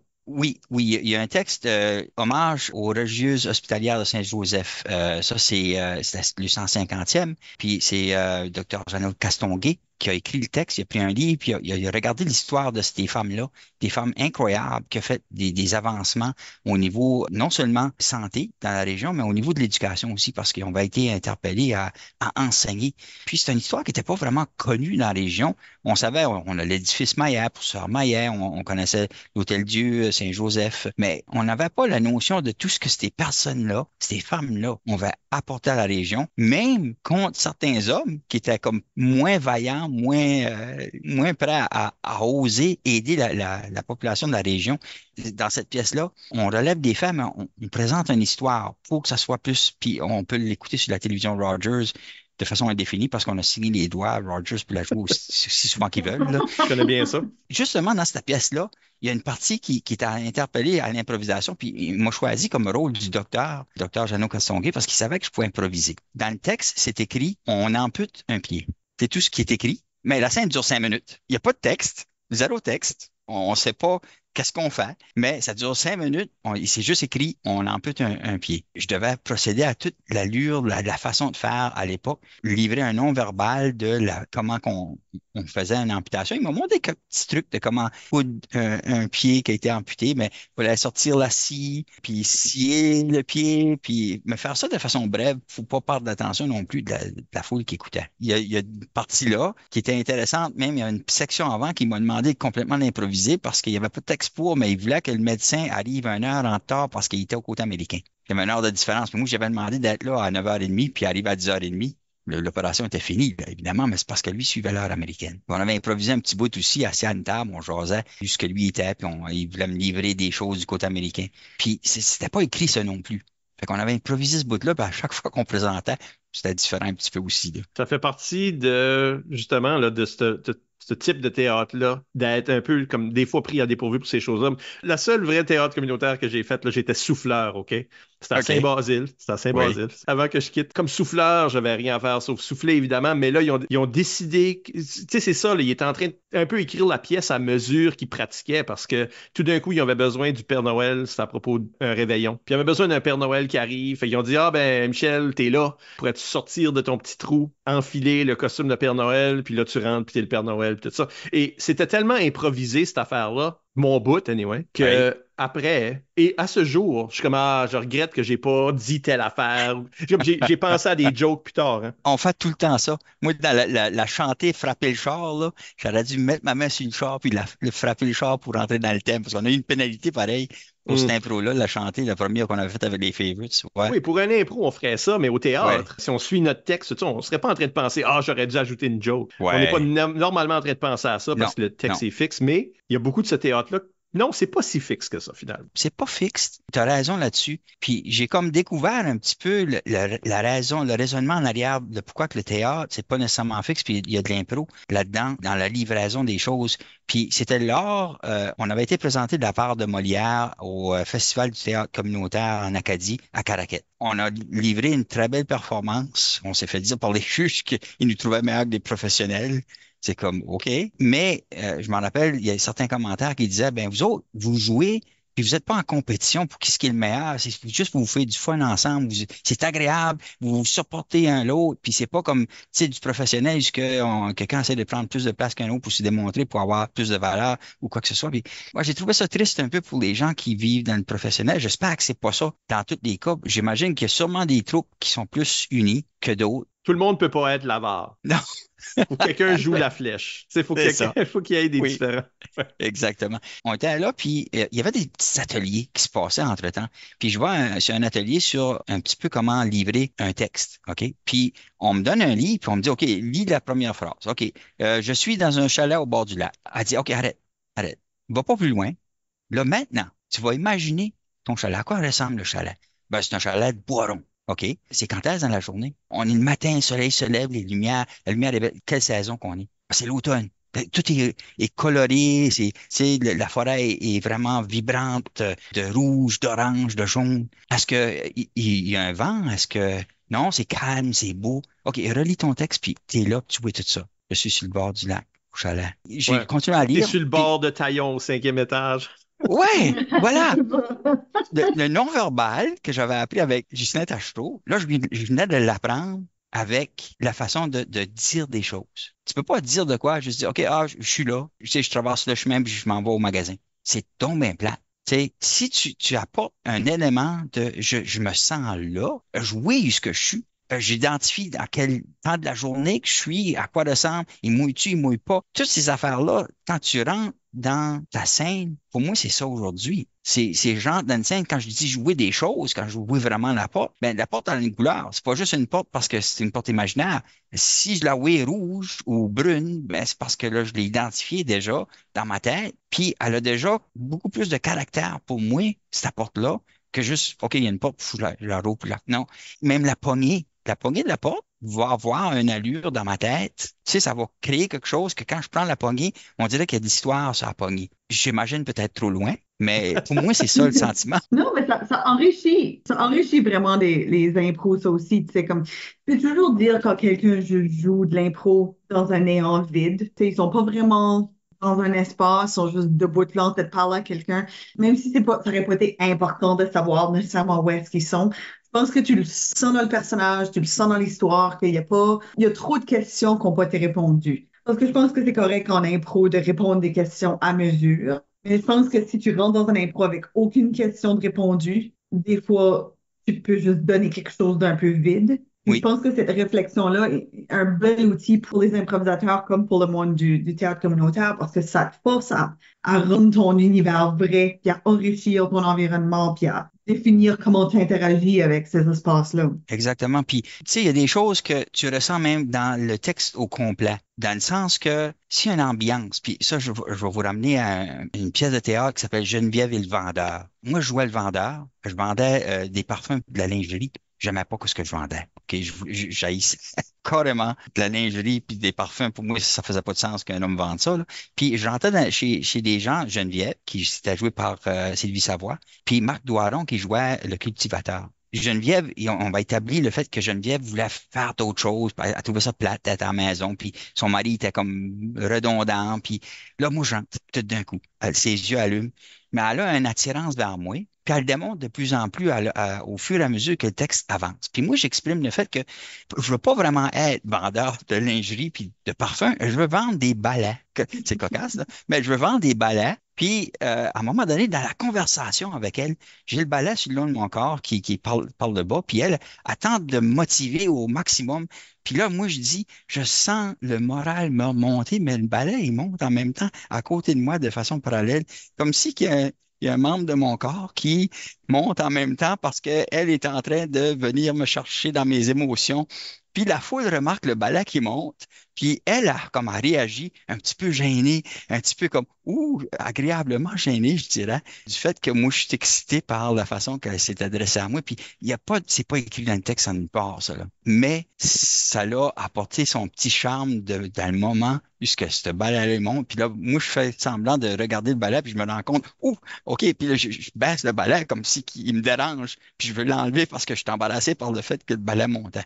Un petit quelque chose qui n'était pas écrit, puis que j'ai juste pensé spontanément que ce serait drôle de créer ce visuel-là. Que vous utilisez de l'intro dans vos répètes comme ça, comme pour justement développer des éléments d'histoire comme ça ou comme définir vos personnages. Est-ce que ça place en pratique? Oui, ben le théâtre communautaire, on est moins rigide. OK? On n'est pas obligé de présenter de quoi tel qu'écrit, tel que fait. Si on sent que, ça serait bien de juste faire telle chose-là parce que ça rend tout plus vrai. Dans le moment, là, tu parles sur scène devant public. Dans les deux situations, ouais. Des fois, pendant qu'on pratique, on se rend compte que, si je fais ça de même, il me semble que un être humain, tu sais, comme que quand tu rentres dans une salle, puis tout le monde reste assis, c'est pas vrai. Tu sais, quelqu'un rentre chez vous, là, ben, tu te lèves debout, tu vas l'accueillir. Tu sais, puis dans l'impro, dans la pièce de théâtre, c'est pas écrit, ben, la personne se lève debout pour accueillir. Non, tu sais, il est assis dans la chaise là-bas, puis l'autre rentre. Faut que ça paraisse plus vrai, faut que tu fasses comme dans la vraie vie. Puis à ce moment-là, ben, la foule, OK, il se lever comme si moi je serais chez nous. Parce que si tu restes assis, tu es en train d'impliquer que cette personne est tout le temps rendue chez vous. Et oui, Ça crée une familiarité qui est peut-être pas dans le texte. justement, ça fait que ces petites nuances-là, qui sont pas écrites dans aucun texte, mais que t'amènes, soit pendant les pratiques que tu te rends compte que c'est plus logique de faire ça, parce que c'est plus vrai, ben à ce moment-là, ça change l'allure de la livraison de qu'est-ce que tu fais. C'est comme, il me semble que tu passes à côté de ça, tu viens d'oublier que dans la vraie vie, il y a quand même des choses qui sont incontournables, je pense. Mais comment expliquer? Comment dire qu'on perçoit ça? Sur le moment, on se rend compte que c'est là. Puis des fois, comme je disais, là, que on fait 3 représentations en théâtre. À chaque fois, c'est jamais pareil. Ben, c'est vrai, ça, c'est jamais pareil. Des fois, puis encore là, dans le théâtre, un des éléments qu'on m'a répété, c'est que si les gens vont rire, tu continues pas à parler pendant qu'ils rient. Parce que là, ils vont s'arrêter de rire parce qu'ils veulent entendre absolument ce que tu as à dire. Tu casses l'ambiance de la réaction de la foule. Fait que tu les laisses rire, puis tu reprends quand ils ont fini. Même si qu'ils rient pendant une demi-minute, tu les laisses rire. Une fois que ça s'est calmé, là, tu commences à parler parce qu'ils veulent entendre. Si tu as fait l'erreur de parler pendant qu'ils rient, ils vont arrêter de rire pour le reste du spectacle. Puis toi, ça casse ton ambiance aussi parce que peuvent pas la foule, quand ils réagissent, ils te soulèvent.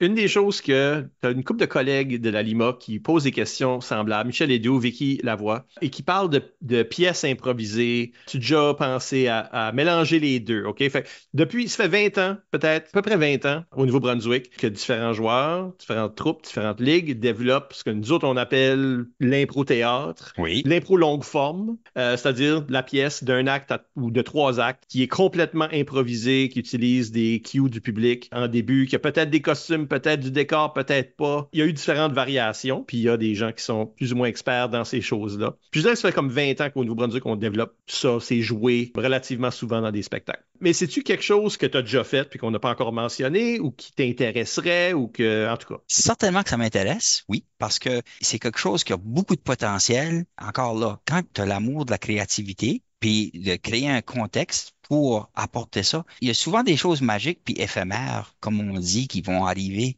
qui sont pas planifiées, mais qui sont vraiment magiques. La magie du théâtre, je pense que ça se vit dans ces moments-là, puisque tu t'as pas attendu à quelque chose, puis que, wow, OK, c'était bon, ça, c'était spécial. Oui, ce genre de montage-là, ça donne beaucoup de place pour des choses de même. Je n'ai jamais fait. Peut-être juste, ça n'a juste pas donné, là. Mais oui, ça serait quelque chose que je pense que je trouverais vraiment agréable parce que le potentiel là-dedans est énorme. Costume, pas costume, n'importe quoi. Il y a peut-être de quoi que j'ai fait de semblable un petit peu. Souvenir du berceau. C'est Albert Roy qui a écrit « Ça se trouve sur Internet en intégrale. Tu peux le voir au complet. Puis c'est sous le titre Souvenir du berceau 4K 2.0 ». Alors, tu me vois, moi, tu vois Michel Hédou, tu vois d'autres acteurs, puis c'est un recueil de poésie qui relate des choses de la région du berceau du Madawaska, de la région d'Edmundston, de la région de Saint-Basile. Puis, oui, on a des costumes, il y a des parties improvisées. Entre autres, il y a un moment donné que si ça vous tente de voir, à 58 minutes 34 secondes. OK. OK? Dans l'émission de Souvenirs du berceau 4K 2.0, je parle de la rue Canada. J'ai juste une échelle, puis je peins tout simplement avec les textes de poésie la rue Canada. Puis je grimpe sur l'échelle, puis je parle des magasins qu'il y avait là-dessus, puis je dessine les noms des magasins. Mais c'est complètement improvisé parce que tous les gestes que je fais, c'est comme j'aurais pu me planter là puis lire le texte. Mais je l'image, je le rends tangible à moi, comme si je le voyais. Puis là, je bouge sur la scène, comme si je suis là à un moment donné, puis je vis les émotions de l'époque, de qu'est-ce que cette rue Canada-là avait apporté à la région, puis qu'est-ce que les gens vivaient par rapport à ça. Les gens se déplaçaient pour se rendre là parce que c'était la place à aller. Tout peut être un thème. En fait, là, le texte est le thème pour la performance physique, ainsi de suite. C'est pas si loin de partir de zéro ou avec des prompts du public, par exemple. Tout ça, ça reste un thème, puis ça dépend comment longtemps tu joues. Si tu joues assez longtemps, c'est rendu de l'impro-théâtre. Isabelle, mets-nous à Stéphane d'une feuille. OK, parfait. Essayez d'y trouver des opportunités là, pour tenter ce jeu-là. Puis on encourage aussi les ligues de s'essayer parce que l'impro-théâtre, ça prend pas autant que souvent on pense que ça prend. C'est certain que c'est beaucoup plus lourd en matériel puis des affaires, si tu veux, que comme un match ou un choix de défi ou quelque chose comme ça. Il y a des petits éléments de décor et des petits éléments de costume. C'est vraiment tout ce que ça prend. Après ça, c'est juste décider sur une prémisse puis choisir comment le public va contribuer à tout ça. C'est ça se fait, puis c'est abordable, puis c'est le fun. Puis même moi, j'encourage beaucoup de ligues de commencer avec quelque chose qui est plus une petite bouchée. Fais une impro de 30 minutes. C'est une longue histoire, puis c'est juste pour tester les eaux, voir comment est-ce que le monde trouve ça, comment est-ce que le monde aime ça. C'est super le fun. Mais j'ai mis ton nom sur une liste, Stéphane. OK. Tu as trouvé des opportunités, là, utiliser tes talents, tout ce que tu as appris à travers le théâtre communautaire aussi.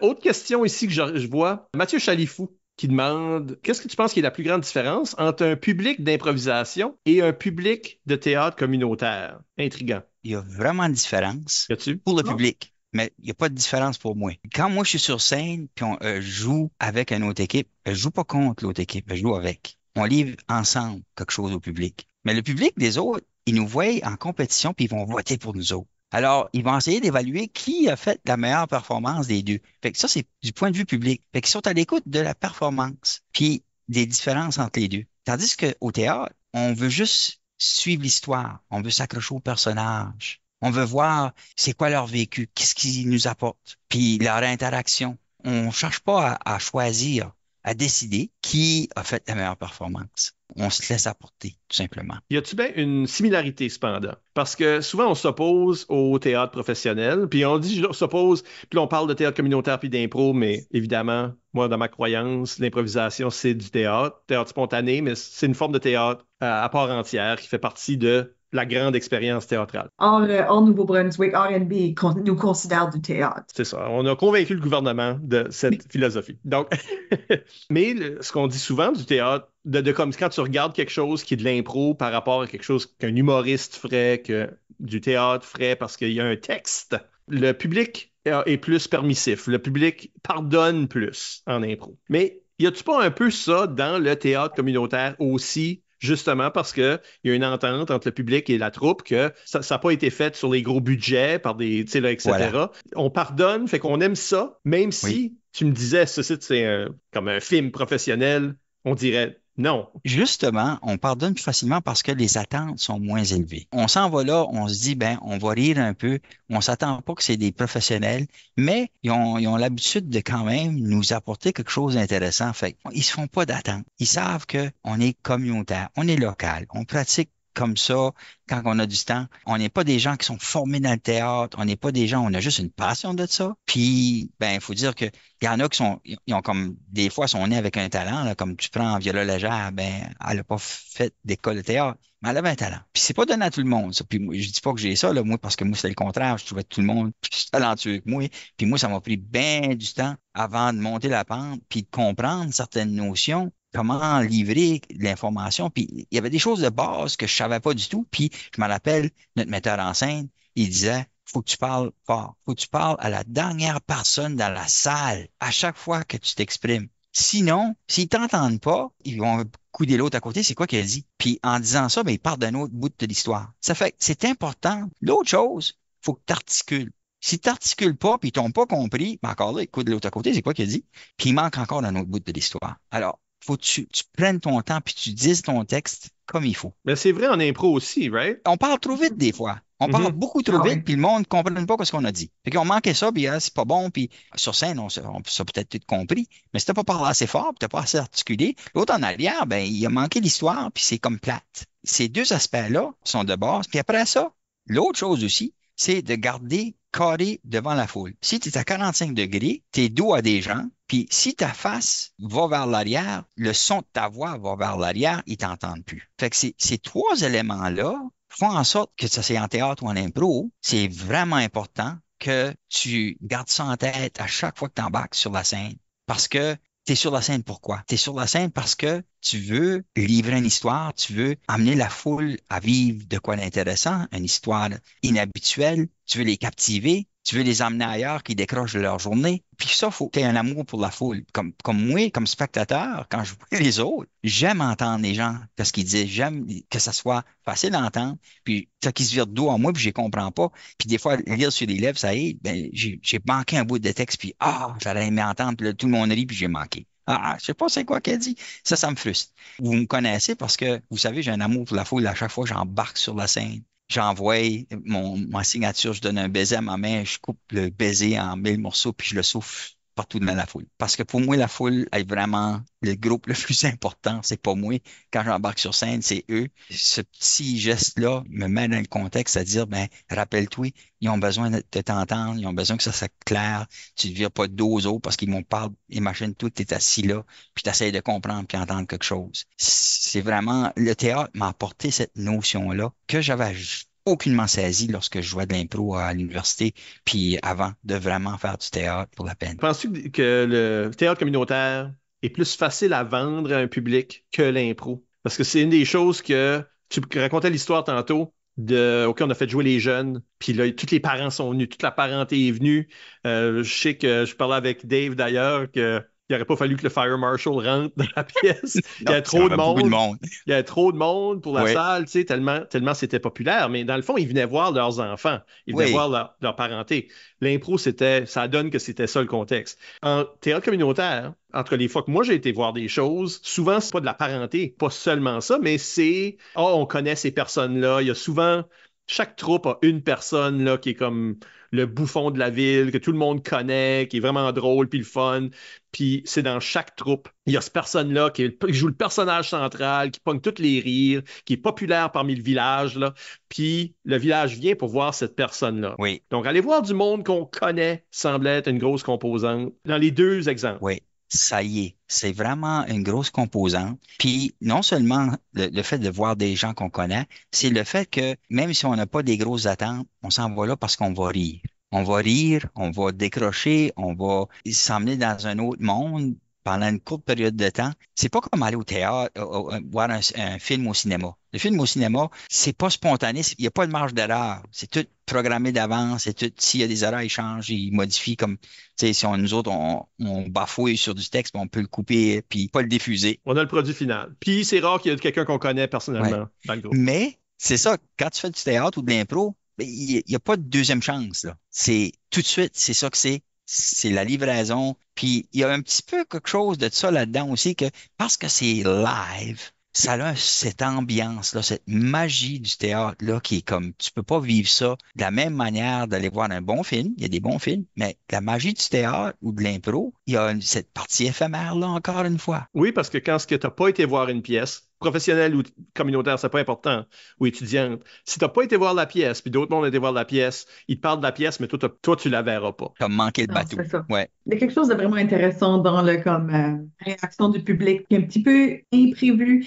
L'impro a beaucoup de on ne sait pas ce qu'on fait. Il y a une joie là-dedans pour le public d'être assis là, puis de faire comme c'est pour le faire, là. Je pense que le théâtre communautaire a une touche de ça aussi. Parce que, comme Oui. tu disais, comme le mot n'a pas passé des pleines journées de travail à répéter pendant 4 mois de temps. C'est OK que c'est pas parfait, mais je pense que c'est même un attrait, pareil comme l'impro, il y a un attrait de l'imperfection d'un produit final. Oui. J'ai aussi l'impression, moi, que le public d'impro a tendance à souvent être, à cause que c'est plus une niche, c'est moins bien connu, il y a plus de règlements, puis de petites choses, puis comment ça marche, qu'on crée des publics qui sont un peu plus experts dans ce sort de spectacle-là, parce qu'ils sont obligés d'évoluer, right? Faut qu'ils votent, puis Oui, tandis oui. qu'au théâtre communautaire, nous autres, on a eu une expérience, moi puis Isabelle, il y a des années passées, que je vois assez, juste par son sourire, je sais qu'elle sait qu'est-ce que je veux dire. On est allé voir une pièce. Justement parce qu'on avait une amie en impro qui jouait dans l'équipe à Isabelle aux Zèbres d'Or, donc René maintenant Perron. Donc, il était dans cette pièce-là. On est allé voir cette pièce-là. C'est en village, là. Elle fait partie de la troupe. On va voir cette pièce, elle est dedans. C'est pas elle la grosse star. Il y a quelqu'un là, évidemment, il y a la grosse star. Pour nous autres, c'était hallucinant, si on veut, parce qu'on était des habitués de théâtre. Mais la pièce, en dedans de la pièce, il y avait un personnage qui expliquait comment ça marche une pièce, qui expliquait au public qu'il allait avoir un premier acte, puis là, il allait avoir une pause. Puis pendant la pause, là, regarde, on va changer le décor.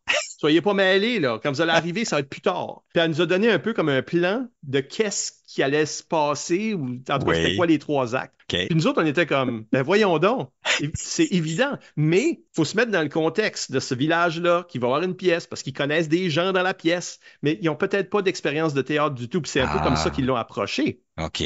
Pour nous autres, c'était évident, ouais. Ben, c'était absurde un peu, tu sais. Oui, oui. Mais c'est ce genre-là. C'est comme si le monde va pour... Tout le monde est capable de comprendre une histoire racontée sur un stage, là. Il n'y a pas toutes les règles d'impro. Fait que le fait qu'il y a toutes les petites règles d'impro, pour l'impro match, les gens qui vont voir ça sont peut-être un petit peu plus... Ils vont être soit complètement mêlés la première fois qu'ils vont voir un match, ou ils connaissent déjà assez comment ça marche, tout ça. Fait que ça crée comme des différentes expertises dans le public, si on veut, un niveau d'expertise, possiblement. Ben, je pense que le public général qui n'a pas trop vu d'impro, qui connaît ça juste un tout petit peu, des fois a peur des spectacles, de juste y aller, parce qu'ils ont peur que quelqu'un les demande d'improviser. Ouais, c'est weird ça, hein? Ça, c'est de quoi vraiment comment eu à sensibiliser juste des comme gens dans la vie. Mais non, c'est OK, là. Tu peux juste être assis là puis enjoyer le show, là. Il n'y a personne qui va te demander de venir jouer, là. Puis je ne sais pas si c'est juste qu'il y a de l'impro télévisée, qui a fait appel au public, qui demandait du stuff, qui demandait au monde de monter sur scène, puis ça a juste rentré dans le genre de zeitgeist. C'est un show de magie. Dans la tête de beaucoup de monde. Il y a juste cette peur-là que je pense pas que le théâtre... Il y a personne qui pense que tu vas rentrer dans le théâtre communautaire et quelqu'un va te demander de jouer un rôle. Non. Non, justement, tu sais que tu vas au théâtre communautaire quand tu vas juste t'asseoir, tu vas rire quand ça te tente de rire, puis c'est tout. Puis en parlant de rire, moi, ça me rappelle, évidemment, on jouait 3 spectacles, le vendredi soir, le samedi, puis le dimanche après-midi. Puis évidemment, les foules qui venaient nous voir, c'était pas toujours pareil. Puis le vendredi soir, bien souvent, les gens ont pris un verre, un petit peu plus pompette, ils riaient plus facilement. On avait une belle ambiance puis on arrivait, puis on jouait dimanche après-midi, puis bon, c'était pas pareil. On se dit, hey, j'ai fait la même joke que le monde a ri pendant 30 secondes, vendredi, puis là, ben, t'entendais les criquets, là. C'est comme, quoi, c'est ça? Comment ça?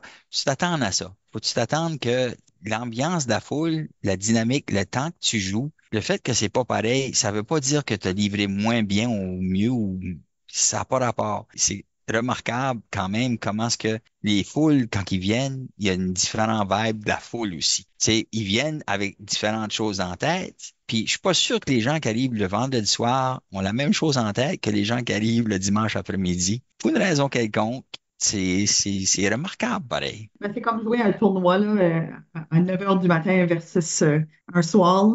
Le monde est endormi, le monde est... Tu sais, là. Des fois, les vendredis soirs, les samedis soirs, le monde est tellement fatigué qu'ils ont le rire facile aussi. Ils ont le goût d'être un petit peu plus loosey-goosey. Question de fun à Michel Ledoux ici. Est-ce qu'il y a des projets, pièces de théâtre que tu aimerais jouer? T'en as fait pas mal et à la présidence, j'imagine que tu as quand même un œil sur un peu diriger quelle pièce vous allez faire la prochaine, tout ça. Mais y a-tu quelque chose qui serait comme « Oh wow, j'aimerais pouvoir faire celle-là ou ce genre-là ou comme tu veux ». En fait, plus évolué que le théâtre, j'ai été figurant dans une série québécoise qui s'appelle Le Siège. Ça a tourné au Morton Pub à Moncton. Ça s'est fait dans une journée où on répétait plusieurs différentes scènes, puis c'était filmé avec tout le plateau, l'équipage, des gens qui filmaient. Puis c'était la première fois que je vivais d'être sur un plateau, de voir comment les choses se faisaient. Comme figurant, le non-verbal que tu avais à livrer là était encore, tu jouais du théâtre, pareil, où tu jouais un rôle quand même. Le fait de faire ça, moi, c'est comme, wow, OK, je trippe. On aurait pu une scène 27 fois, jusque je sortais de la salle de bain, je m'assisais avec le monde, puis tu parles, mais tu dis pas un mot, là. C'est comme, c'est un impro sans parole, tu peux pas bruiter non plus, là, mais il faut que tu refasses la même histoire parce que si l'angle change, il faut que ça suive, que ça fasse du sens. Évidemment, il y a beaucoup de ces scènes-là que j'ai jamais fait de la télévision, là, mais ça arrive souvent. Cette partie-là, un petit peu plus, un cran plus élevé, m'a intrigué beaucoup. Puis, pas longtemps passé, il y a deux Belges qui sont venus s'installer ici à Edmundston. Ils ont décidé de monter un film. C'est des cinéastes. Ils se sont installés à Montréal, mais il n'y a même pas ça. Ils ont été à Chupagan, c'était trop frais. Puis là, ils ont arrivé à Edmundston. Puis leurs enfants ont embarqué dans la troupe de théâtre locale. Ils ont bien aimé ça. Ils ont décidé de caster pour. Il y avait des jeunes rôles dans le film, puis ils ont casté, puis ils ont trouvé des jeunes avec pas mal de talent. Fait qu'ils ont décidé de continuer leur aventure dans la région ici, puis caster pour Lennon the Paper Doll. Si tu vas sur la ville d'Edmundston, tu vas voir qu'ils ont affiché ça. Puis ils veulent faire un long métrage, un film pour le cinéma. Puis moi, j'étais embarqué dans le casting, j'étais allé, puis c'était pour un gynécologue. En bout de ligne, ils m'ont approché par la suite, ils m'ont rencontré plus tard, puis ils m'ont dit, bon, on aimerait te donner un rôle avec beaucoup plus de textes pour jouer, en fait, un restaurateur qui accueille des gens dans son restaurant, puis tu as une scène jusque ça se déroule là. Après ça, tu retournes comme 10 ans dans le passé, puis j'ai une autre scène, un autre événement qui se passe, et on revient, puis encore d'autres scènes. Puis c'est un film, c'est pas mal intéressant, Vanilla de Paper Doll. C'est basé sur des faits réels d'une relation entre la mère et sa fille, mais il y a un côté fantastique. Puis je ne veux pas trop te dévoiler parce que garder un secret.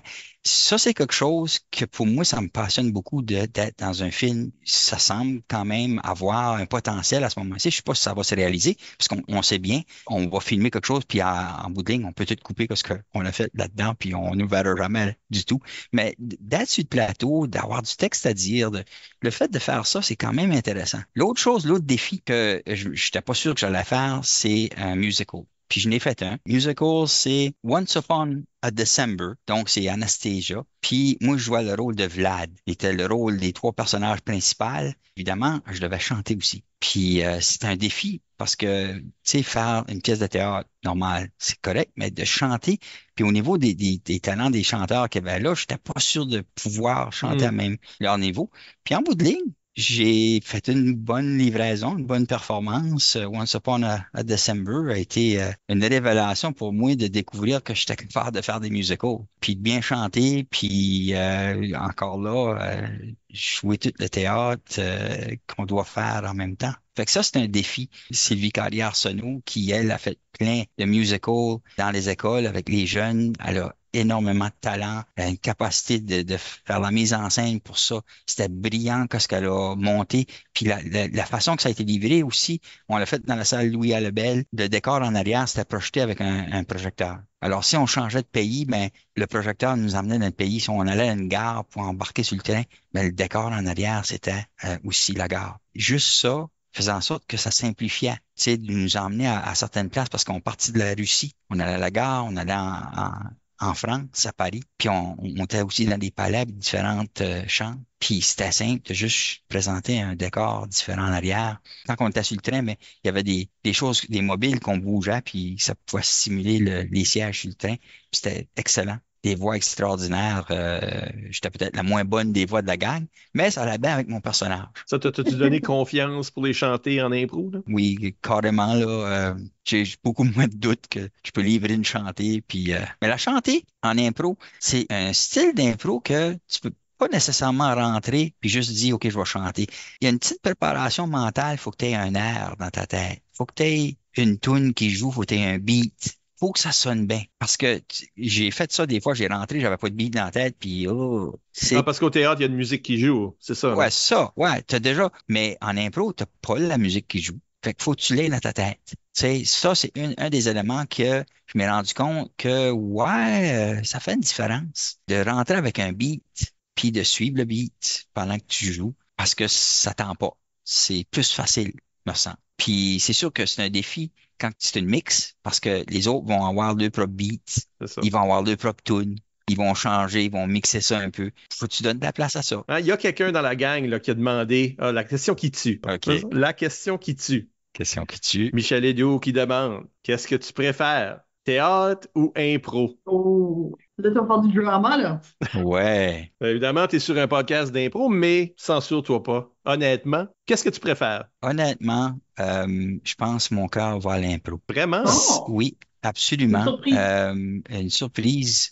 Autant de théâtre que j'ai fait, autant de choses que j'ai appris au théâtre. Il y a une partie dans moi qui veut créer des choses, qui est créatif. Puis tu peux emporter ça en non-verbal ou dans ton personnage, mais tu peux pas changer ton texte nécessairement dans le théâtre. Mais en impro, tu n'as pas nécessairement autre que le thème puis la catégorie. C'est les seules limites qui te sont imposées et tu es libre pour quoi que ce soit d'autre. Et quand tu as envie de créer des choses, puis de co-créer des choses, parce que là, tu invites l'autre à te présenter son histoire, puis t'embarques dans son histoire, puis faut pas oublier qu'on embarque la foule dans notre histoire. C'est parce que c'est là la magie du théâtre ou de la présentation qu'on a. Oui, on peut jouer entre nous autres, mais embarque la foule. Et donc, la vraie dernière question que je poserais, je pense que la réponse va être oui, mais est-ce que prendre des opportunités de théâtre communautaire, c'est quelque chose que tu recommandes à des joueurs d'impro? Oui, je recommande fortement. Même s'ils sont obligés d'apprendre par cœur un volume de texte et mettre du temps à échanger et habituer les autres joueurs à prendre leur cue, à savoir quand une phrase finit, le mot qui finit, c'est leur tour à commencer. Cette habitude-là, l'échange qui se fait, ça crée des bonnes habitudes, je pense. Ça développe ton écoute aussi de l'autre, puis d'apprendre à être généreux envers l'autre. Puis en impro, on a tous besoin de ça.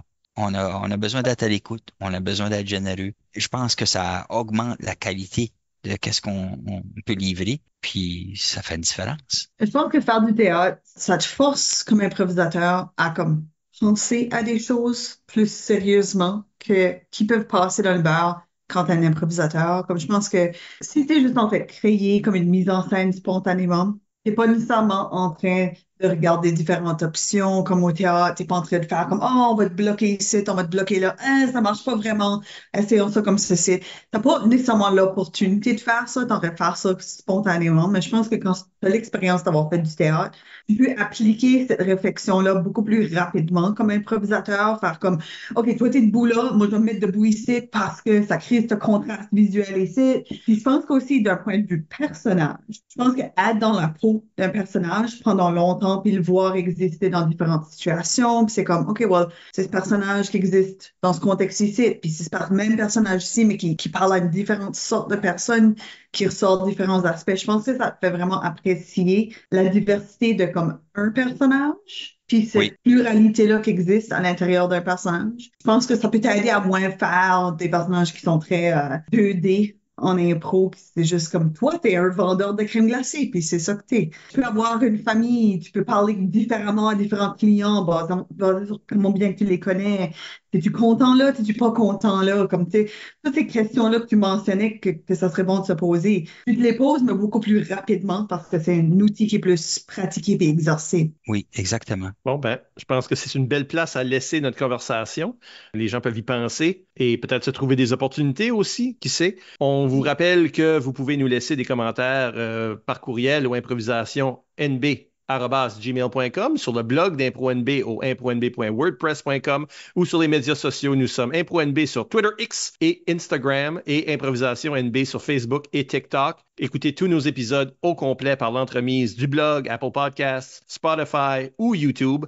Encore une fois, merci à Stéphane Bourgouin pour s'être prêté à l'exercice. Merci. Merci Isabelle. Merci Michel. Et à la prochaine pour un autre entretien avec une vedette de l'improvisation alors qu'on entame et poursuivons notre 10e saison de Catégorie Libre. Wow. Super. Woo!